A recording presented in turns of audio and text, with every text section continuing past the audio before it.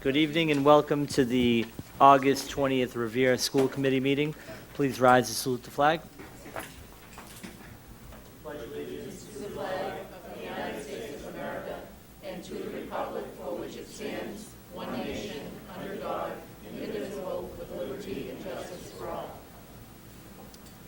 Roll call the members. Mr. Ferranti? Here. Ms. Gravellisi? Here. Mrs. Rizzo? Here. Mr. Sinella? Here. Ms. Ty? Here. Mr. Visconti? Here. Mayor Rigo? Here. We will start with the superintendent's report. Dr. Kelly. Thank you, Mr. Mayor.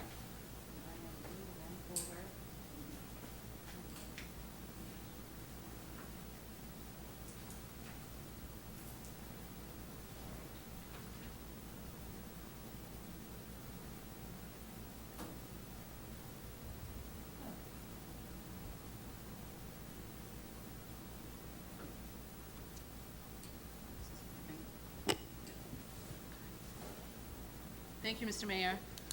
The first item on the superintendent's report tonight is a review of a draft proposal for new goals for the 19-20 school year.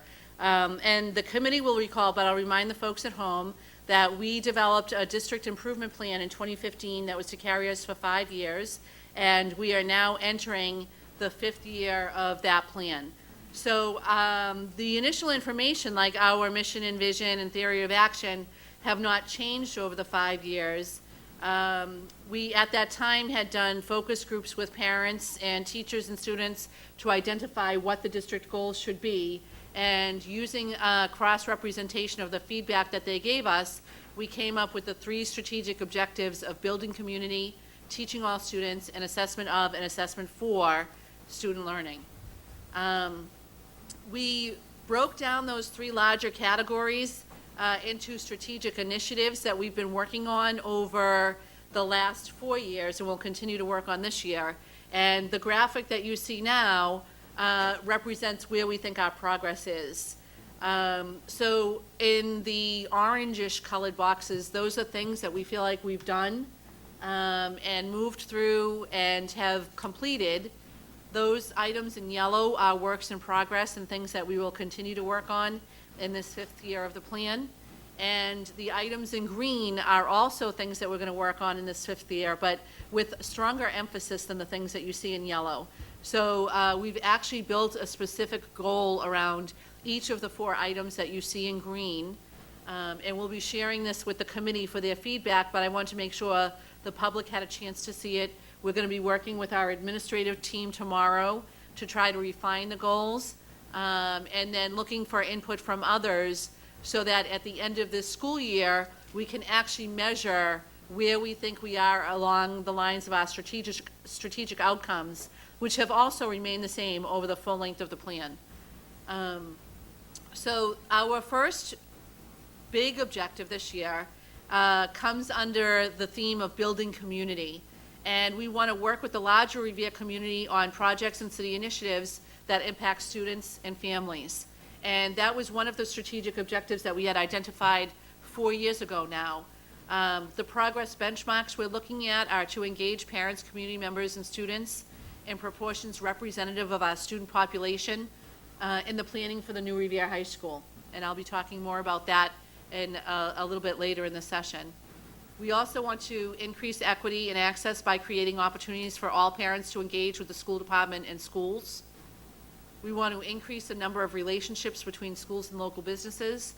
And we want to engage with state and local agencies to create opportunities for racially and ethnically diverse Revere students and alumni to become educators.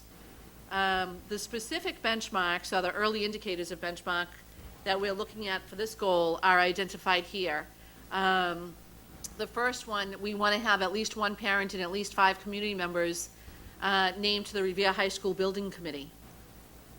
We want to have 50 members of the Revere High School Visioning Team representative of the school's diversity.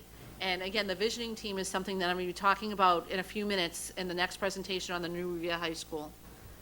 We want to have active engagement in each school's PTO increased by 25%. Collective participation in school-based events increased by 10%. And the number of Revere High School and Seacoast students placed in internships increased by 20%. Sorry, by 20. We want to support and collaborate with the community school. We want each school to engage with at least one local business and/or one alum to present to students.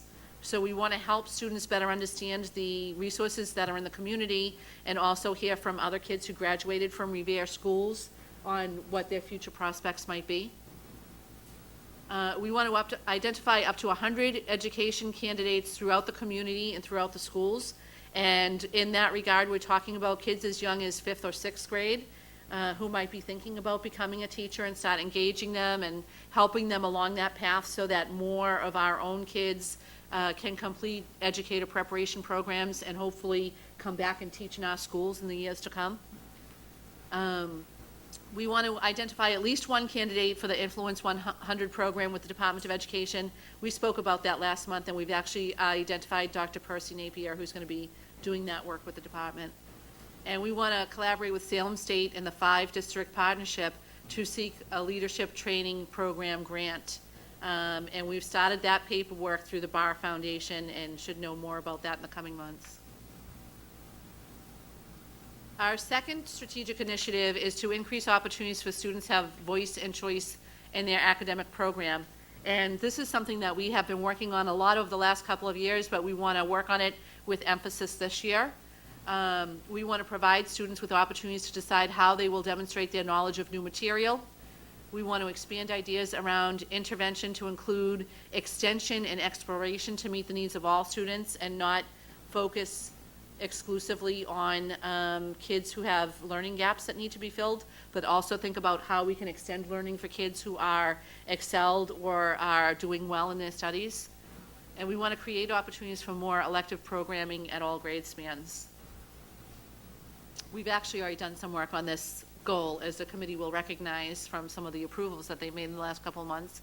But the first thing we want to do is make sure that every teacher will assign at least one performance task that incorporates student choice in the design process, enabling students to engage their personal and cultural experiences. We want each evaluator to provide feedback to each primary evaluatee focused on performance tasks that include student choice. We're going to work with the RELB to redefine expectations for what intervention blocks might be. And that's where we're looking at that piece about not just looking at closing learning gaps, but also looking at extending knowledge for students who are advanced in their proficiency. We're going to collect and analyze data on the numbers of students enrolled in enrichment, intervention, and advanced coursework. Data analysis will include demographic information of participating students. We want to make sure that our participation in such coursework is representative of the students that we serve. We're going to increase staffing levels of elective and encore teachers so that students have more opportunities to participate in art, visual arts, physical education, financial literacy, history, and STEM coursework. And the committee will recognize those as areas where you recently approved additional hires for the next school year. And we're going to create and implement a student survey on desired course offerings to inform staffing decisions. And, you know, perhaps a small step in this direction will be work that we can do with some expanded after-school opportunities at all of our schools. But ultimately, we want kids telling us what they want to study. And then we want to hire the teachers who can help them study those things that they're interested in. Our third strategic initiative, 3 of 4, is around teaching all students, and that's to provide opportunities for targeted intervention to close the achievement gap for all students. Here we want to refine our tiered intervention programs to meet the needs of all students. We want to decrease the performance gaps between our English language learner students and other students. We want to decrease the performance gap between special education students and other students. And we want to create and monitor individualized programs for the 20% of students identified by DESE as at risk. This is work that we did a lot of work in this area this current school year, and you'll see that this is actually a holdover goal from this current school year. But we want to expand the work that we did and make sure that we're really hitting the mark for kids. And this is an area that we felt we definitely needed to do more work, and so we kept that goal on for a second year. And so our early evidence of change, we're going to look at to use a data analytics platform to create school-specific monitoring systems for identified at-risk students. We're going to use Access, MCAS data, and local data to identify ELL and special education students in need of additional support. We're going to meet to review the assignments of students identified on rosters for tiered intervention programming, including extended year, Generations Inc., MCAS tutoring, Title I and Title III support services. We're going to design, implement, and assess the efficacy of individualized targeted intervention plans for identified students. So we want to identify kids that have these gaps. We want to create a plan for them. And then we want to routinely check in on what their progress is to see if the plan is working, and if not, then modify it. In addition, we want to take a closer look and evaluate the effectiveness of our intervention programs, including Achieve 3000, Lexia, ST Math, and Read 180, and make sure that the investments we're making in those programs are yielding results for the kids. Our fourth goal, strategic initiative, is to develop consistency with grading practices across all subject areas, classes, and schools within the district to ensure quality for all students. And again, this is another carryover goal. This was one of our primary goals for the 18-19 school year, but it is another goal that we felt there was still a lot of work to do under this umbrella, and so we extended it for another year. Although the goal is the same, our actions and our interim steps will be different. So our process benchmarks will be that grading practices are calibrated in alignment with the Revere Public Schools core beliefs around grading practices. The grading practices subcommittee work includes sampling and assessment of consistency of grading practices across schools and subject areas. All educators embrace a shared vision of the district's philosophy on grading practices and policies. And student-centered approaches to assessment are evident in all classrooms. And our early evidence of change will be that administrator review of teacher grading practices at the start of the school year shows alignment between those documents and the Revere Public Schools core beliefs around grading practices. If not, they'll be returned to the teacher for refinement. Feedback provided to educators throughout the year demonstrates increased alignment between the grading practices, policies, and the core beliefs document. And I'll summarize, the major piece of the core beliefs document that differentiates that work from what you see in traditional schools is the separation of habits of work from actual grades. So that if a student has a B in math, the student and the parents and everybody else can be assured that that student knows somewhere between 80 and 90% of the work in that course, and not that their grade is reflective of how many homework assignments they completed, whether or not they were tardy to class, and items like that, which are equally important, but shouldn't describe the knowledge of mathematics. The next early evidence benchmark would be members of the grading practices subcommittee collect sample grading policies from their colleagues and compare them to the core beliefs document to measure consistency and equity. I think I actually already read that one. At least 30 minutes of each of the four cabinet meetings will focus on grading practices and policies with a lens on equity. And principals and assistant principals will spend at least 30 minutes quarterly working with teacher teams on equitable grading practices. In some schools that might be during PLG, in other schools it might be during principal meetings. We'll leave it to principals and assistant principals to decide that. And then finally, the district-wide student showcase will exclusively feature equity-based grading practices. So the projects that you will see next spring in our student showcase will exemplify all of this work that we're doing around grading. And students will be able to talk to you about how they had voice in selecting the project that they did, how they understood the grading to be fair and not include things like habits of work, but be more based on what their knowledge of the subject. So we're really looking forward to that presentation in the spring. That's it. Any members have any questions?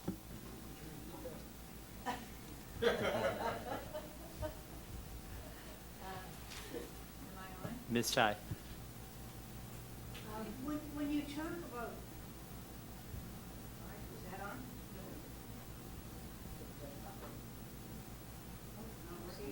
Going back.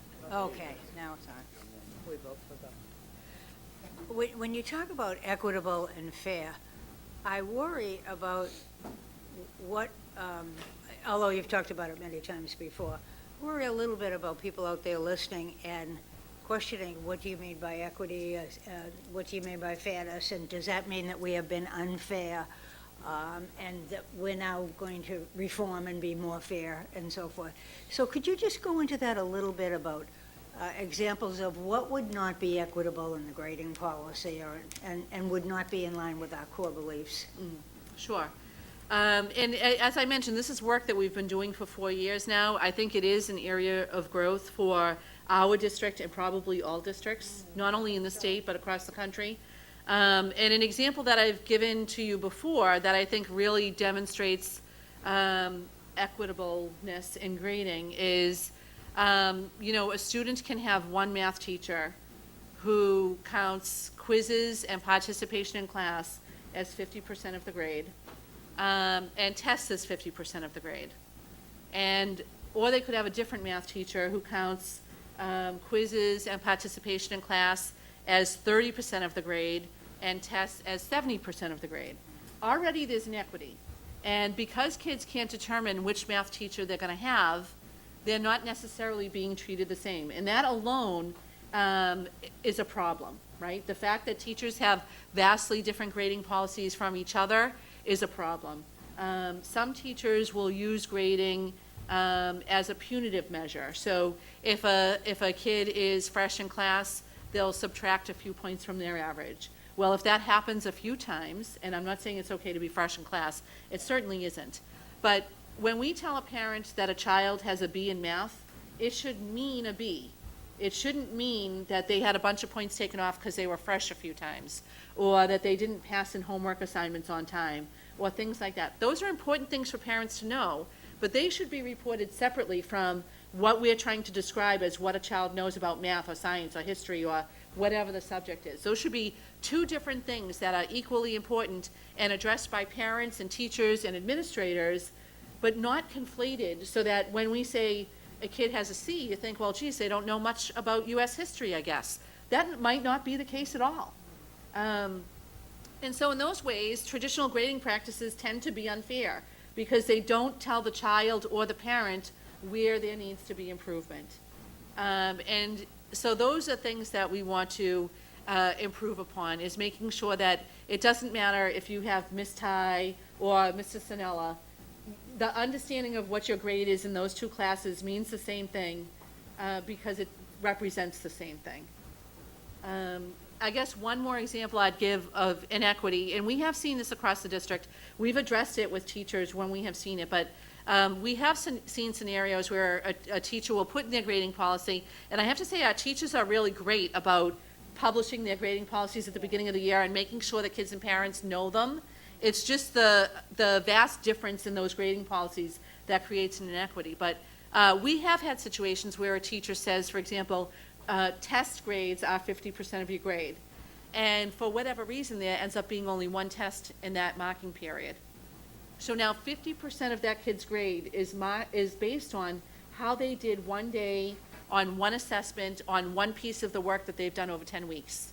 That's not fair either, right? So we're doing a lot of work with teachers on first surfacing these inequities so that everybody recognizes them. We've been doing that over the years. Now we're in the place where we have to say, listen, people, we've all got to get equitable here. Our grading policies need to be reflective of each other's, and they need to be fair to kids. So, did I answer your question, or did I? You certainly did. I can remember always how difficult it was, of course, as an English teacher, that, I would correct an essay one way and think it was an A, and somebody else would think it was a B, and somebody else would think it was a C. So I know we have to create the rubric to go forward. So, because we do need to treat kids equitably.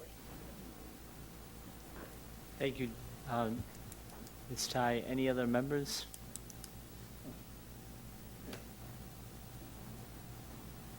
Continue on. So the second thing, the second item on the superintendent's report is just some quick updates on beginning of school information, which I'm sure all parents have already, but it always bears repeating. And, you know, I want to emphasize that every school has different start and end times, so you really do need to consult your specific school information. But just some general information for across the district.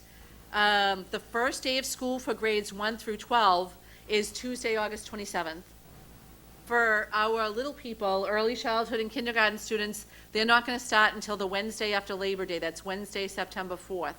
And I do want to highlight for parents of early childhood students, there is a parent orientation on Thursday, August 29th, which all EC parents should have been notified about, but just to put that on people's radar. And again, check with your school for exact times for arrival and dismissal. And along those lines, at the very beginning of the school year, we do have 2 no school days. The first one is Friday, August 30th, and the second one is Monday, September 2nd, which is Labor Day. So just to put that on folks' radar, all schools will be closed on Friday, August 30th, and Monday, September 2nd. And then Meet the Teacher Night. We have 3 different Meet the Teacher Nights scheduled. Elementary schools will host families on Wednesday, September 4th. Middle schools on Thursday, September 5th. And Revere High School and Seacoast High School will host families on Tuesday, September 10th.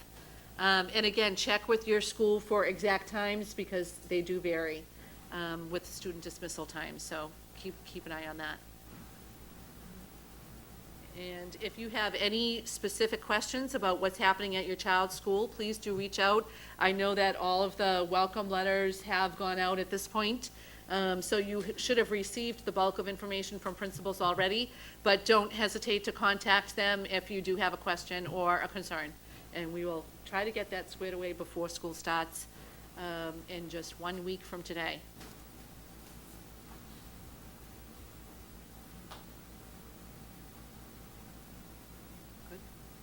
Any members have any questions?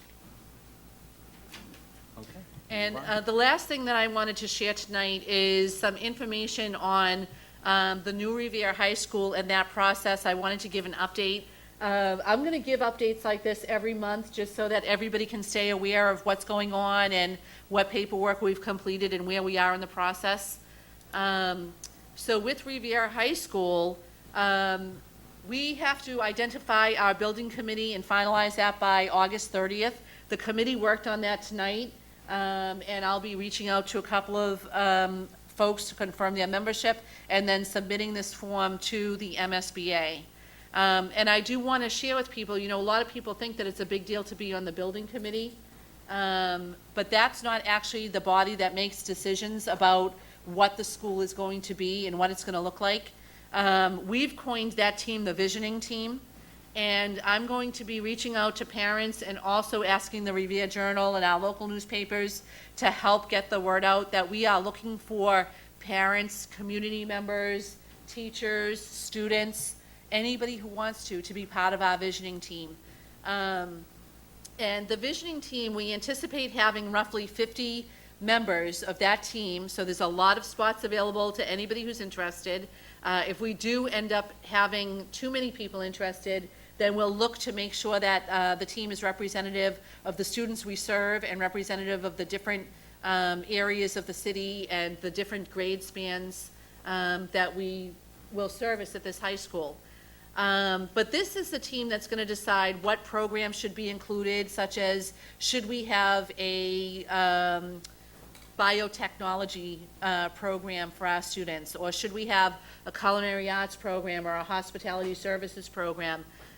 What will the instruction look like? How do we need to build classrooms that support the kind of instruction that we want to see 10, 15, 20, even 50 years from now? And what other considerations should be included in the design of this building? Are there things we should consider so that this building is accessible to the community outside of school hours? So really, the visioning team is the team that's going to set the focus for what our school is going to look like when we get to that phase of work with the MSBA. We anticipate that we're going to enter the eligibility period, oh, that should have said feasibility period, sorry, feasibility in February 2020, and that's when we'll start having these discussions with the MSBA. We are a full, almost 2 years away from entering design. We want to have all of these decisions made over those 2 years. So around the middle of September, people should expect to see an all-call, all parents should expect to see a message from me, and you should expect to see something in your local newspaper. We'll be tweeting information out, asking people to participate in our visioning team. And beyond that, we anticipate the visioning team will meet about every 6 weeks, probably for the next 2 years, and try to really scope out what it is that this community wants included in a new high school. So please look for that information to come out from the school department around the middle of September. I know that people will contact me ahead of time. I'll try to keep track of all of that, but even if you do contact me ahead of time, when we send out the official call for participation, that's when we'll want folks to respond and help us decide, make a lot of really important choices about what this school is going to be. Thank you, Dr. Kelly. Any comments from the committee? Great work, very exciting stuff to look forward to. It is. And that concludes the superintendent's report. All right. We'll now move on to the next item on our agenda, which is public participation. Seeing none, we'll move on to the consent calendar. Would any members like to take anything off of the consent calendar? Motion to accept. Motion to accept? Roll call. Mr. Ferranti? Yes. Ms. Gravellisi? Yes. Mrs. Rizzo? Yes. Mr. Sinella? Yes. Ms. Ty? Yes. Mr. Visconti? Yes. Mayor Arrigo? Yes.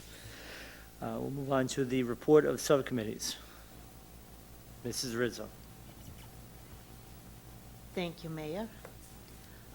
Policy Subcommittee report, we met on August 7th at 1 PM, and I'm grateful that Susan Gravellisi and Fred Sinella joined as the subcommittee for policy. Also, Carol Ty joined in. The first thing we went over was school admissions. Policy JF, in accordance with Mass law, states that any child entering school must present proof of vaccinations and immunizations as required.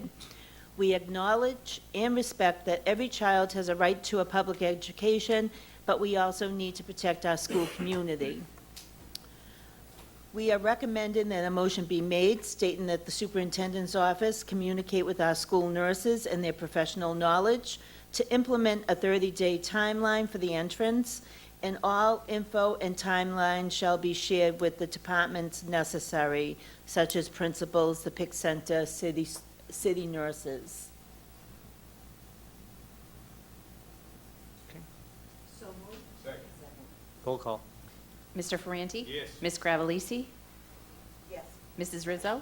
Yes. Mr. Sinella? Yes. Ms. Ty? Yes. Mr. Visconti? Yes. Mayor Arrigo? Yes. Next one was entrance age, and we had discussion. It was regarding kindergarten entrance age and the possibility of a student who missed the September 1st date to be considered due to the readiness and at a time that is most appropriate for them individually.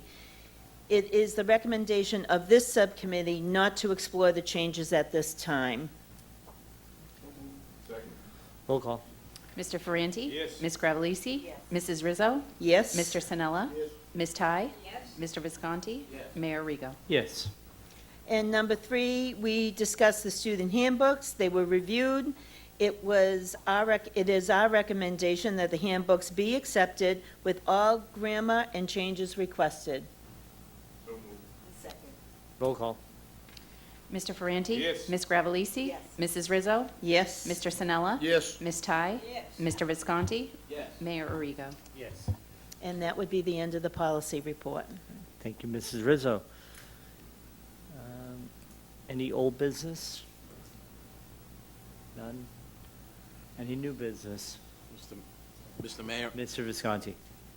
We have a late motion that just came in, and the motion is to approve the Revere High School student activity accounts and max balances in each school account as suggested by the Chief Executive Officer, Matt Cruz. Roll call? Mr. Ferranti? Ms. Gravellisi? Mrs. Rizzo? Yes. Mr. Sinella? Yes. Ms. Ty? Yes. Mr. Visconti? Yes. Mayor Arrigo? Yes. We'll move on to school committee interests. Any members have any items? Mrs. Rizzo? I'm really going to have a hard time saying this, because I'm not one to pat myself on the back. But I do want to note that I have been nominated as the secretary for Mass Association of School Committees. And I'm honored that at this point, there was 13 people from the Berkshires all the way to Peabody that gave me that nomination. And so I'm hoping that no one opposes me, or I'll have to show them my Revere. But I just wanted to share that. I'm very excited about it and glad that I had so many people that truly did believe in me. So, thank you. Making Revere proud. Thank you, Stacy. Any other members? Seeing none, we'll move on to motions. Ms. Ty? I move that we accept the handbooks. We actually did this, didn't we?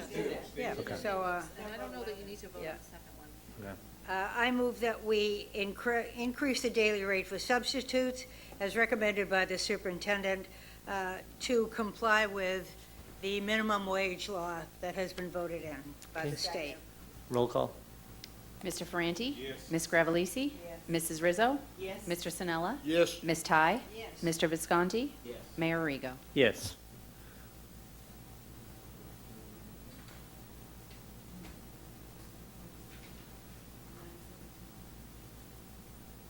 Is there, with the conclusion of this evening's meeting, is there a motion to adjourn? Ms. Franti, we will conclude and adjourn our meeting until September 17th.